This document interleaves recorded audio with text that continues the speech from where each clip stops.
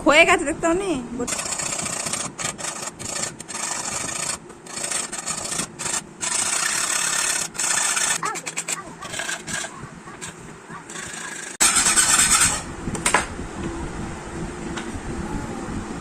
কি করছো? খেলা করছো? খেলা করছো? রান্না করছো? কি রান্না করছো? কি কি রান্না করছো? ভাত।